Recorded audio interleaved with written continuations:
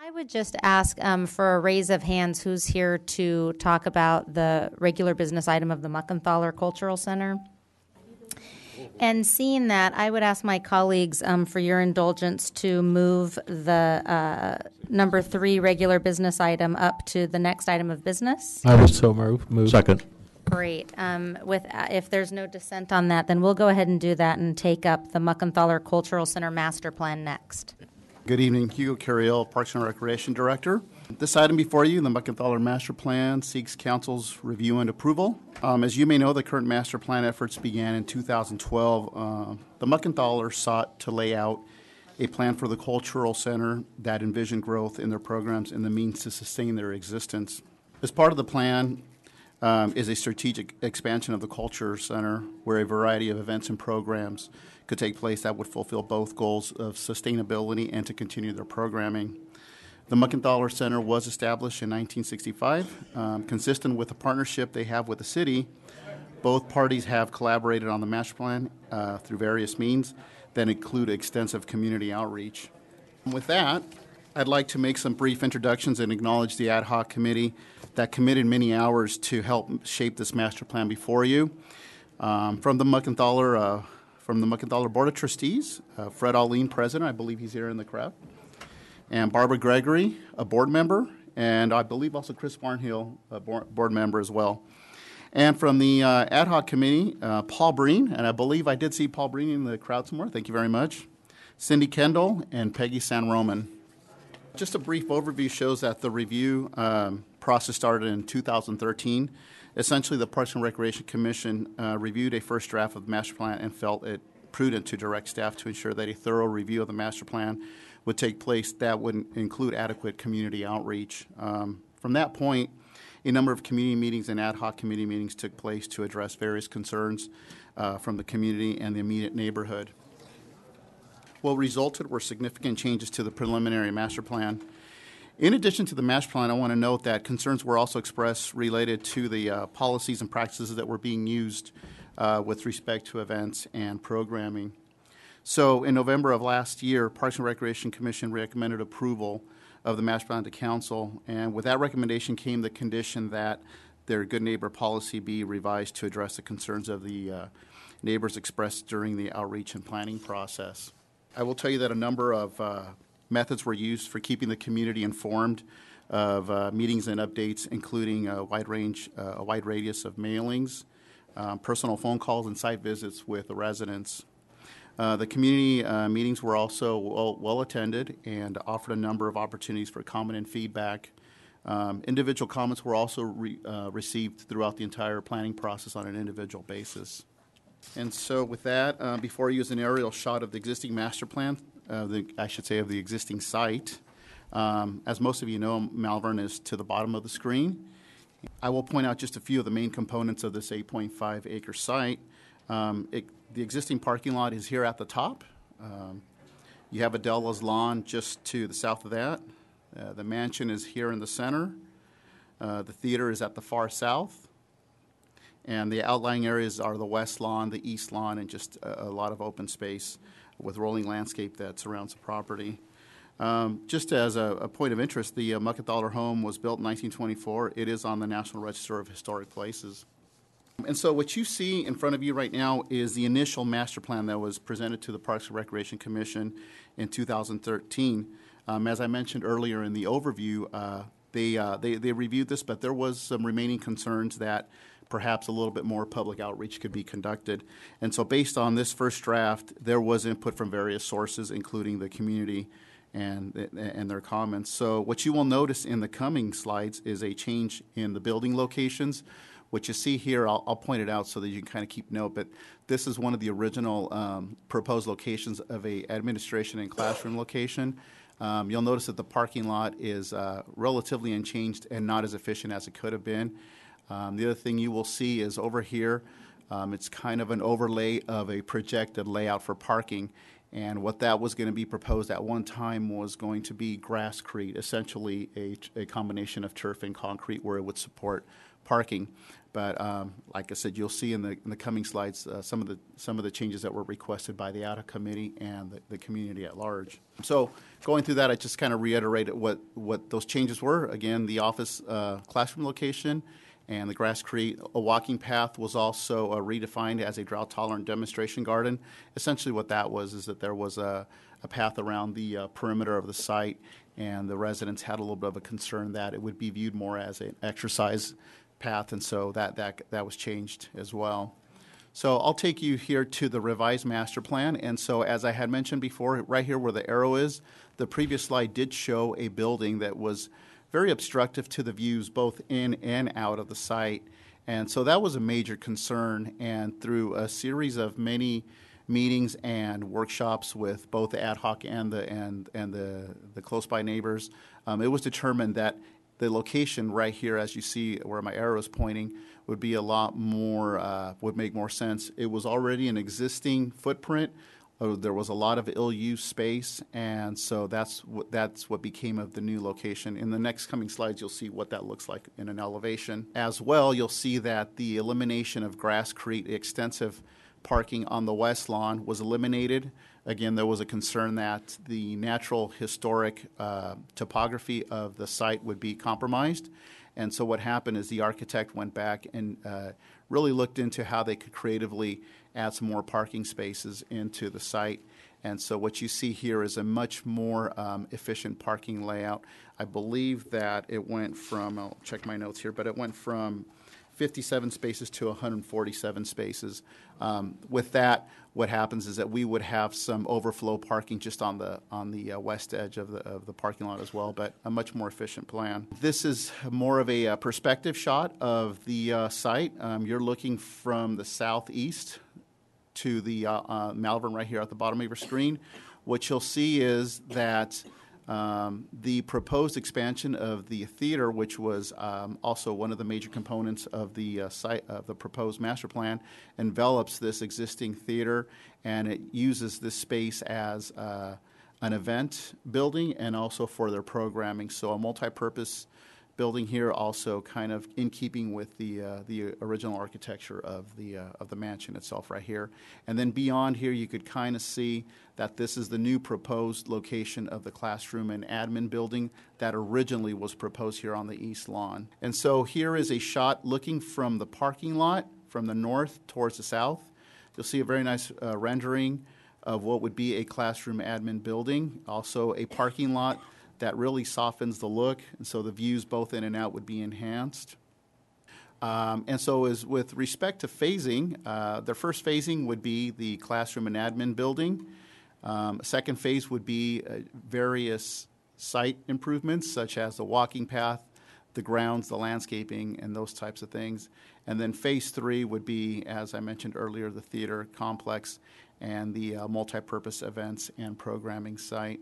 Lastly, but not least, out of this process also came, not anticipated, but something that came from it were better policies and practices related to events and programs. One of the things that the ad hoc committee really had concerns were with the level at which events were handled, and it just seemed like there was not much of a program for that. And I think that the Muckenthaler members also did a really good job of acknowledging those concerns and going back and taking a look and really revamping their policies and their good neighbor policy. So in your packet is an extensive revision of those practices, but here on your screen you'll see the most typical concerns that are typical of a site when it has events and those types of things. I will tell you that it wasn't only something that was demonstrated on paper, but it was also something that was tested out on site. They actually had sound equipment, and they were turning speakers, and they had decibel meters. In fact, Mr. Paul Breen did us a great favor of letting us know how that music resonated throughout the site. So it was pretty interesting, but very complete test process, if you will. And so with that, what staff is recommending tonight is that the City Council approve the Cultural Center Master Plan. And I will let you know that we do have members here for the Muckenthaler and also the ad hoc committee and staff as well to answer any questions you may have. That's great. Thanks so much, Hugo. And before we go to staff questions, I'll go ahead and open it up to public comment. So if any members of the public would like to speak on this item, please feel free to come on up to the podium. Hello, City Council. My name is Cesar Martinez. I'm a representative and artist of the Muckenthaler Center, and I just want to start off by thanking you guys and appreciating you guys. I've been working with the Muck Center for 2.5 years, going on my 3rd year, and what I do for my service to the kids that I work with is I open up possibilities for them to grow, for them to express openness, creativity, vulnerability, intimacy. So speaking about this and the future that we have for them, I believe it's a wonderful idea. It's something that should be pushed for, and I see possibilities being open for the students, for the kids, and anyone involved with the Muckenthaler Center. And I just want to thank you guys and appreciate all the people in service for the kids. Thank you, guys. Good, thank you. Are there other speakers? Fred, Barbara, did you want to say anything? Well, my name is Fred Owling, and I'm a resident and business owner in Fullerton. I'm a volunteer. Actually, I'm president of the Board of Trustees, which is a volunteer position. You know, in a time when there's so much bad news and negativity, I think we should all celebrate the Muckenthaler, what it represents to us and to our city. It was established over 50 years ago when the Muckenthaler family deeded their property to the city with under the covenant that it be used as a cultural center. And it was used to promote art and culture, which it is today. It's actually, later a private foundation was established to operate the center and handle programming and raise funds for both. So this is an excellent example of a private-public partnership. This is the type of thing, it's good news. We're not going to see it written up in the LA Times or in many other places. But it's something that we as Fullertonians really should celebrate. I don't know, Lou Ponzi's here, so you better sit next to him when you go. Sit down. The vision of the Muckenthaler is that we as an institution are a celebration of the human spirit through the arts. And our mission is to provide the public with experiences that stimulate creativity and imagination while conserving the heritage of the Muckenthaler estate. Today, we have 5 self-curated exhibits a year, 35 to 40 performing arts events such as concerts, jazz, dance performances, free school tours, and talking about the history of Fullerton and the history of North Orange County. We've provided over 6,600 hours of instruction to over 15,000 or 16,000 students. The Muckenthaler has become a pioneer in STEAM programs. You've heard of STEM, science, technology, engineering, and math. Well, STEAM adds the A into that, which is arts. And we are become leaders in that. Now, that perfectly fits with our mission. And it's also an income generator for us. So our budget this coming year is a bit over $1.2 million, of which the city owns the property and supports us, but provides right now of that 1.2 million, 90,000 towards maintenance and landscaping. As well, let's not diminish the fact that handles certain capital improvements and the like. Our revenues come from grants, classes, facility rental fees, fundraisers, and individual donations, and of course the city of Fullerton. Really, then we also have events. That's a part of our social enterprise model. And that in the past year amounted to about $200,000 to $250,000 that then goes into programming. The master plan before you is a blueprint for the future of the grounds and structures. It was produced by a world-class architectural firm, Gensler, with input from a variety of stakeholders. That would be neighbors, teachers, volunteers, nonprofit partners, performers, clubs, and audiences.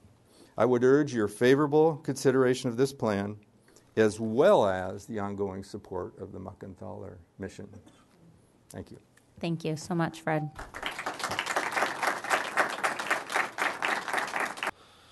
Terribly troubled by this. Why did it take so long? I actually understand completely. Early on, I was not exactly the strongest advocate for the muck, and I think Zoot will tell you that.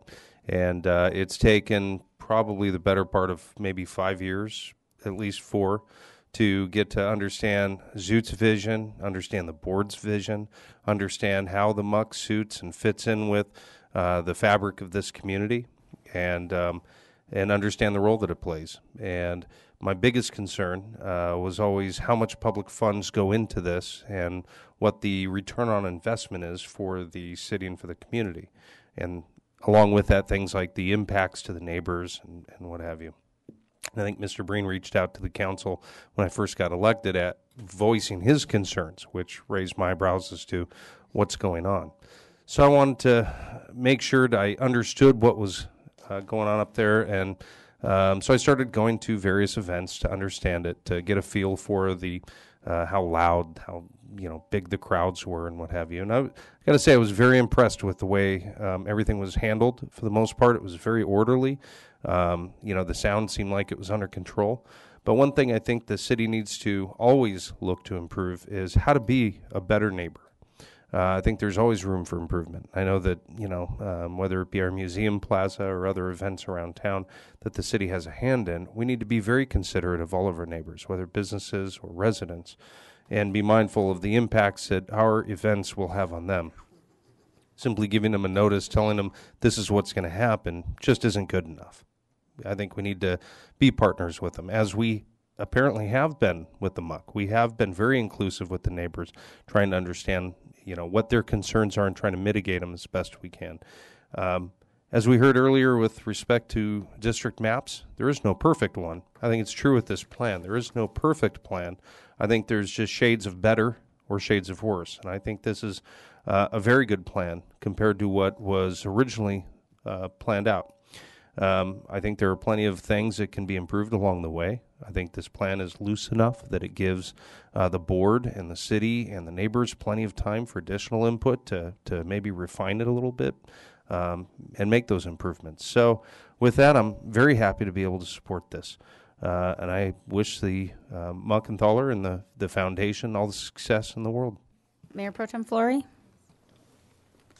Well, I love this plan, and thank you, Fred Aweling, for sending this information to me, because this brochure addressed the concerns that I had heard from the neighborhood, and I thought it did a good job of addressing them. I'd like to recognize Zoot Velasco and his wife, Manette, who are sitting in the back, and Janelle Payun, who is the financial officer. I do not believe this plan would be before us without Zoot's moving this through the shoals.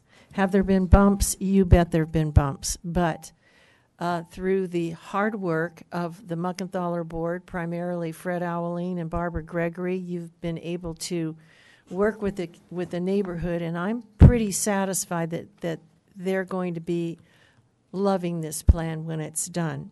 One of the first people I met when I got on this city council in 2012 was Zoot, who showed me the original plan. And he had gone out on his own and found an internationally acclaimed architect to work to produce what were the bones of the original plan. Not only that, but I had no idea that the Muckenthaler had more than doubled its classes for students. And we all know that the school districts are having a hard time keeping up with art demands. Our city has always been more than just streets and firefighters and police. When you have a strong education community as we do, there is also a strong art component. And I loved Fred's remark that said that the vision of the muck is the celebration of the human spirit through the arts. And did we ever get a good dose of that on Saturday night when we attended all the arts for all the kids? But kudos to all of you for a job well done. I am totally behind this project. I, too, am a big supporter of the muck. I believe it is an excellent example of operating a city facility well and really somewhat around the clock. The fact that we have students and art and crafts classes during the day, that we have events on weekends, we have very special events, have concerts, and then, of course, art exhibits as well. It's a rare facility. I do have concerns with some other city-controlled properties in that they don't seem to be utilized very fully, and that certainly can't be said about the Muck. Now, what that does, it does create pressure certainly on the neighbors or the neighborhood. It's a charming neighborhood that surrounds the Muck.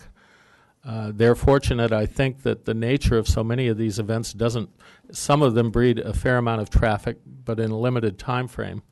And it appears as though their efforts to remain a good neighbor are generally successful.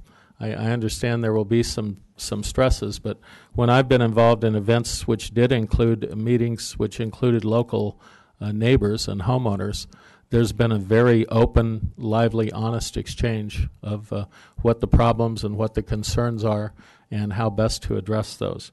So I think it's an excellent model of that. One thing about the Muck is I believe it's one of the real hidden gems of the city. The caliber and the variety of some of the cultural events, the concerts, the displays are just very high quality. And I remember a few years ago we were at a concert and Supervisor Bill Campbell was there. He was down in one of the front rows. And at an intermission, he came over to me and said, "Bruce," he said, "I've known you for many years. Why didn't you tell me about this place?" Supervisor Campbell lived in Villa Park and had been able to receive some of the best that Orange County has had to offer in all sorts of cultural events for many years. And he was amazed at the quality that we were treated to, very often with free events or nearly free events at the Muckenthaler. So someone mentioned earlier, I think it might have been Councilman Seaborn, about tangible results. Well, there are some very important intangible results which we receive regularly from the Muckenthaler. And there are less tangible benefits that accrue as a result of their activities. So I believe that with caution, to make sure to remain a good neighbor, that this plan will attempt to meet an increased amount of interest in the facility. So kudos to everyone involved. I know it's a real give and take process, but at this point, it looks like something that will increase the ability to meet that mission that has been laid out for the Muck. Thank you. Thanks. As I make a motion to approve the Muckenthaler Cultural Center Master Plan, I want to echo what has been said. I consider the Muck an asset for our community and it's something that makes us special. You talk about, how do you stand out as a community? This is one of the ways that you do. And to not value it, to not nurture it, and to not support the activity that's going on there, I think would be a real shame. Of course, anytime you embed such a cultural asset into a charming neighborhood, you of course will have conflicts, and I'm confident that those at the Muck are committed to being good neighbors. The city certainly is committed to encouraging that good neighbor policy. I love that you've created a board position to include a liaison from the neighborhood for the Muck board. I think that will go a long way to make sure that you continue to understand the needs of the neighborhood.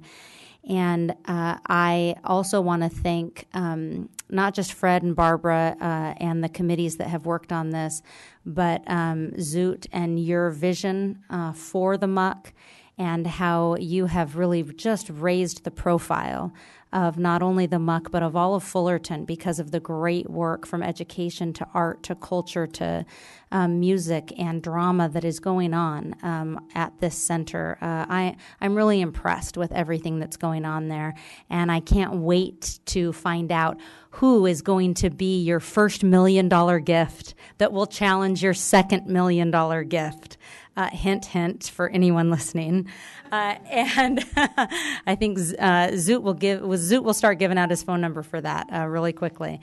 But that's going to be so exciting for our community. And as we get back more specific information for building timetables and the phases for this development, I really look forward to seeing this be an even bigger gem than it already is. So congratulations to you. And with that, I do move to approve this. Second. It's been moved and seconded. All those in favor say aye. Aye. Those opposed? It passes unanimously. Congratulations. And it's about time you move forward, right? Good. Good.